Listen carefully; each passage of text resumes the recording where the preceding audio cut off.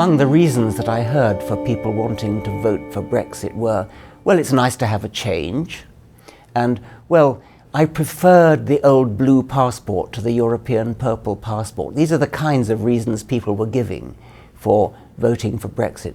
The day after the referendum, the most Googled question in Britain was, what is the European Union? During the Brexit campaign, one of the leading politicians favouring Brexit, Michael Gove, said to the British people, you are the experts. Don't trust experts. You are the experts now. So ordinary people who have absolutely no knowledge of economics or politics or history decided on a 50% majority to vote Britain out of the European market, which was out of the European community, which was a very, very complicated, detailed, ramified structure that had been built up over decades. And so at one stroke, the British people who had no knowledge, no expertise, were given the opportunity by a reckless David Cameron to vote us out, and they did, by a very narrow margin.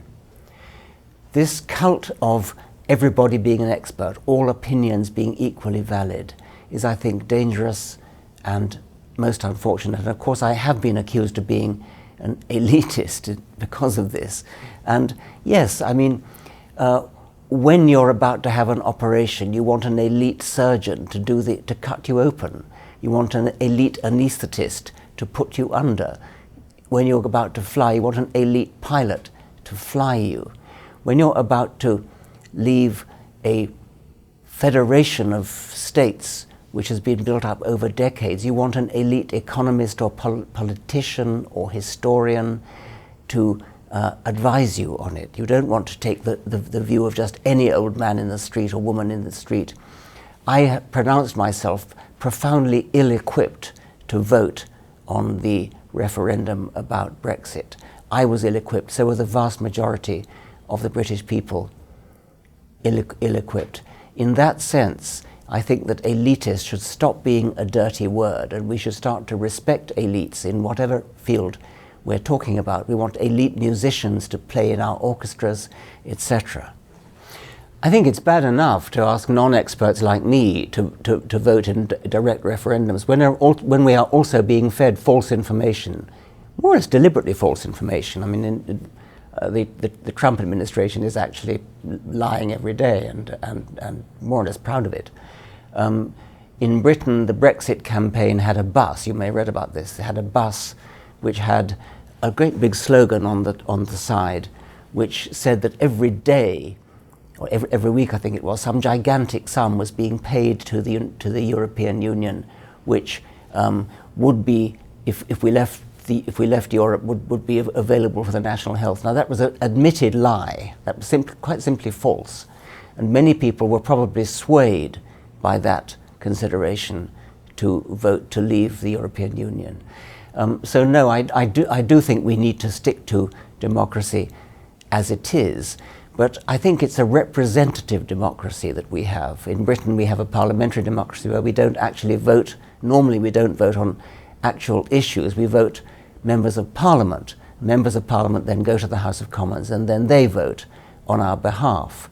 And we have cabinet government where the cabinet gets advice from civil servants who are expert. So no, I'm not advocating that people with PhDs should get 2 votes or anything like that. I mean, I don't want it to be elitist to quite that extent. So let's go for representative democracy, but not referendum democracy.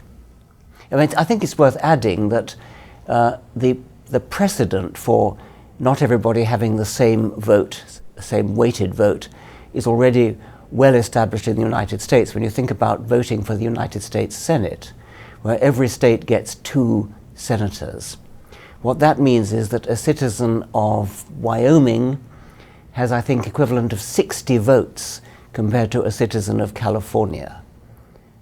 Because if you look at the actual relative population sizes of Wyoming and California. So in a way, that pass has already been sold, that we already see gross inequalities, I mean 60-fold inequalities in the weight. And the Senate, of course, is very important because the Senate does not only take hugely important decisions, but also ratifies presidential nominees for the Supreme Court. And that could be the most important single thing that a president ever does, is appoint members to the Supreme Court, because they go on and on for decades, in some cases, after the president has gone.